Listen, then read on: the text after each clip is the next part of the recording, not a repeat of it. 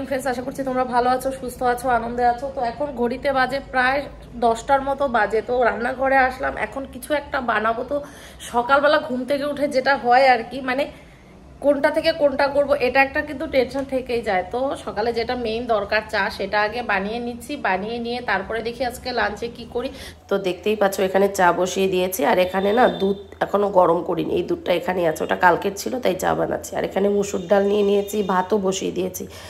আর বলতে বলতে কথা বলতে বলতে চা হয়ে গেছে। তো এখন একটু চা বিস্কিট খেয়ে নিই। আর আমার গলাটাকে আজকে পুরোপুরি ইগনোর করো, আমি জানি না আমার কি হয়েছে, যে এত কষ্ট গলাতে হচ্ছে কেন। মানে হালকা কিছুতেই না ঠান্ডা লেগে যাচ্ছে। মানে আমার কোনোদিনও আগে এত ঠান্ডা লাগতো না, কিন্তু হঠাৎ করে খুব ঠান্ডা লেগে যাচ্ছে। তো চলো আর গল্প না করে এখন গিয়ে তাড়াতাড়ি রান্নাটা বসিয়ে দিই। আর দেখতেই পাচ্ছ এখানে ডিমগুলিকে সুন্দর করে সেদ্ধ করে হলুদ, লবণ, লঙ্কার গুঁড়ো মাখিয়ে রেখেছি। আর এখানে তেল নিয়ে নিয়েছি, আর এখানে পেঁয়াজ, রসুন, টমেটো সবই কিন্তু কাটা হয়ে গেছে। এখন শুধু মশলাটা করে নিতে হবে। আর এখানে শুকনো মশলা, যেগুলি শুকনো লঙ্কা, গরম মশলা, তেজপাতা সব রেডি। ভাবলাম যে ডিমের কারিটা বানাই। তো চলো তোমাদের সঙ্গে ফুল রেসিপি আমি শেয়ার করব, তো যতটা পারছি শেয়ার করছি। তো হ্যাঁ, তো চলো। তো প্রথমে যেটা করতে হবে, আমাদের মশলাটা করে নিতে হবে। তো এখন আমি মশলাটা করে নিচ্ছি, তারপরে ফুল প্রসেস তোমাদের সঙ্গে শেয়ার করছি।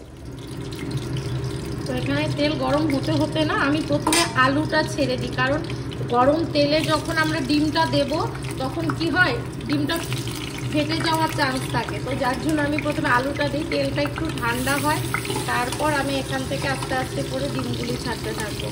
আর ডিমে যে হলুদটা দেওয়া আছে অনেকটাই বেশি, যার জন্য কিন্তু আমি আলুতে আর কোনো হলুদ লবণ দিইনি, কারণ এখানে আমি অনেকটাই একবারে যার জন্য দিয়ে রেখেছিলাম।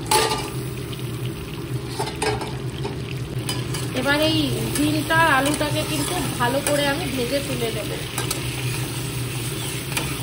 দেখতেই পাচ্ছ ডিমগুলি কিন্তু ভাজা হয়ে গেছে। এখন আমি ডিমগুলি শুধু তুলে দিচ্ছি, আলুটা থেকেই যাবে, শুধু ডিমটা তুলে নেব। একটু ডিম তুলে নিয়েছি। এখন কি করব, একটু বেশি পরিমাণে কুচনো পেঁয়াজ এতে আমি অ্যাড করে দেব এবং আলুটার সঙ্গেই ভাজবো। তাতে কি হয় বলো তো, এটার পেঁয়াজের ফ্লেভার বলো, মশলার সমস্ত মশলার ফ্লেভার কিন্তু এই আলুতে যাবে, যার জন্য আমি এই প্রসেসটাই সবসময় ফলো করি। তো এবার এটাকে পেঁয়াজের সঙ্গে আমি ভালো করে আলুটাকে ভেজে নিচ্ছি।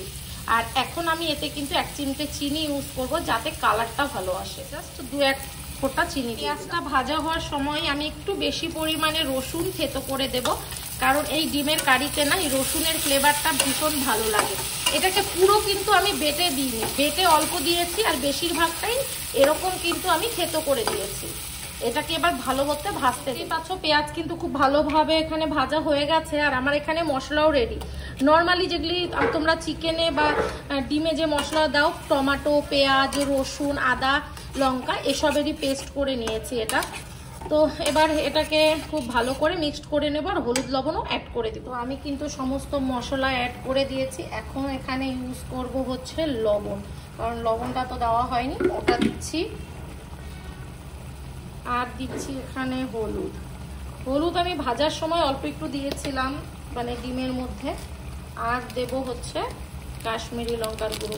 এটা তোমাদের দিতেও পারো, নাও দিতে পারো, এটা জাস্ট কালারের জন্য, দেখতে ভালো হয় তাই।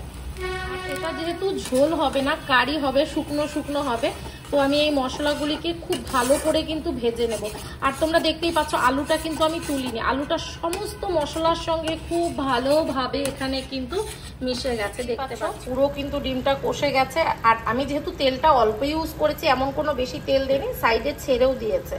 তো এরপরে এতে আমি গরম জল ইউজ করি। আমার জন্য বানিয়ে নিয়েছি, দেখতেই পাচ্ছ সেদ্ধ ডাল। আমি একটু ঠিক পছন্দ করি, আমি পাতলা ডাল একদম খেতে পারি না। তো আজকে বেশি কিছু দেইনি, জাস্ট হচ্ছে এখানে কোয়াশ আছে আর শিম আছে। তো এটা দিয়ে আমার জন্য ডাল রেডি, আর ওদের জন্য ডিম রেডি। তোমরা অনেকেই প্রশ্ন করো যে দিদি তুমি এরকম রিচ খাবার কিভাবে খাও। তো আমি এই ডালের সঙ্গে শুধু ডিম আর 2 টুকরো আলু তুলে নিব, আর কিচ্ছু না। তো এটা দিয়েই আমার আজকে লাঞ্চ। তো এখন গরম জল দিয়ে দিচ্ছি, কারণ একদম খুব ভালোভাবে কিন্তু কষে গেছে। তো তার জন্য জলটা একটু রাখবো, কারণ আজকে একটু গ্রেভি গ্রেভি রাখবো। তো এবার মশলার সঙ্গে জলটাকে খুব ভালো করে মিশিয়ে দিয়ে এটাকে আমি এখন ঢেকে দেবো 5 থেকে 10 মিনিটের জন্য। আর 5 থেকে 10 মিনিটের মধ্যে কিন্তু আমার ডিমটা পুরো রেডি হয়ে যাবে। তোমরা কিন্তু অবশ্যই একবার এটা বাড়িতে ট্রাই করো। গুড ইভিনিং ফ্রেন্ডস, দেখতেই পাচ্ছ বিকেলবেলা ঘুম থেকে উঠেই একদম সাজুগুজু স্টার্ট। কোথায় যাচ্ছি বলো তো? বলবো সব বলবো তোমাদের। তো চলো আগে রেডি হয়ে নিই, তারপর তোমাদের সঙ্গে আবার কথা বলছি। গুড ইভিনিং ফ্রেন্ডস, ঘড়িতে এখন বাজছে প্রায় 7টা আর আমার গলার অবস্থা খুব খারাপ। তোমরা পুরোপুরি ইগনোর করো।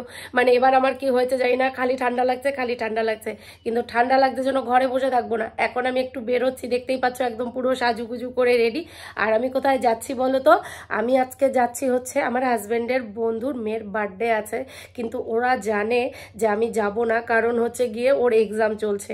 কিন্তু ও এত সুইট না, মানে ওর বার্থডেতে না গেলে আমার একদম চলবেই না, কারণ ও অনেকদিন আগেই বলে রেখেছিল আমাকে যে ওর বার্থডেতে আমি যাবো কি না। কিন্তু এক্সামের জন্য কোনো পার্টি টার্টি কিছু নেই, কিন্তু আমি গিয়ে সারপ্রাইজ দেবো, তো যার জন্যই এখন যাচ্ছি। আর কথা যে বলবো না, আমার সেই ক্ষমতাটুকুও নেই, মানে এত ঠান্ডা লেগে গেছে। তো চলো একটা কিছু গিফট নেব, নিয়ে আমি ওর ওখানে যাচ্ছি। আর সমস্ত কিছু আমি যাচ্ছি আর তোমাদের সঙ্গে শেয়ার করবো না, সেটা হয় না। সমস্ত কিছু তোমাদের সঙ্গে শেয়ার করবো। আর দেখতেই পাচ্ছ প্রচণ্ড গরম আজকে, জাস্ট ফ্যানটা অফ করলাম কারণ আমি থাকতে পারছি না ফ্যান অফ করে। তো একদম একটা সিম্পল ড্রেস পরে নিয়েছি, কারণ শরীরের অবস্থা খুবই খারাপ। আর হালকা মেকআপ, যেখানেই যাই একটু মেকআপ তো মেয়ে মানুষ করবই। তো চলো তোমরাও দেখতে থাকো আমি কোথায় যাচ্ছি এবং কার বাড়িতে। ও আমার ব্লগে কয়েকটা ভিডিওতে আছে, তোমরা ওকে দেখেই চিনে যাবে। তো চলো পরে দেখা হচ্ছে তোমাদের সঙ্গে। তো দেখো রাস্তায় কি অবস্থা, ঈদের এত ভিড় লেগে গেছে না, মানে পুরো মার্কেটে প্রচণ্ড ভিড়।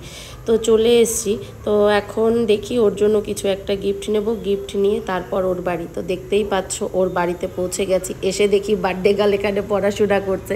তো দেখে লজ্জা পেয়ে গেছে, কারণ ও জানতো না।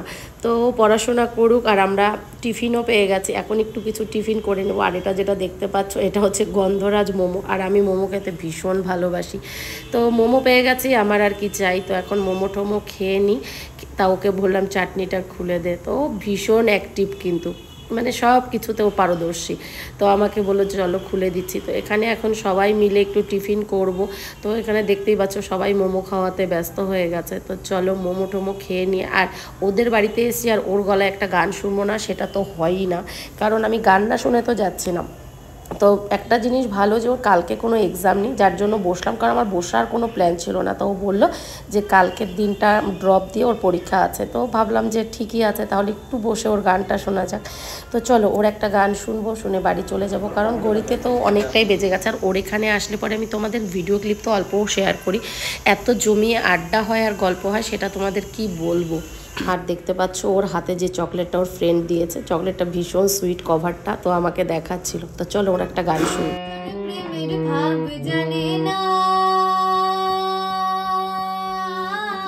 তার সঙ্গে নাইলে না দিনা সোনা ছাড়িয়া যে নেয় নকল সোনা, সে জন সোনা চেনে না, সে জন সোনা চেনে না, যে জন প্রেমের ভাব জানে না, তার সঙ্গে নাইলে না দিনা। তো আজকের এই সুন্দর গানটি শুনতে শুনতে আর চা খেতে খেতে আজকের ব্লগটি আমি এখানেই শেষ করছি। Good night.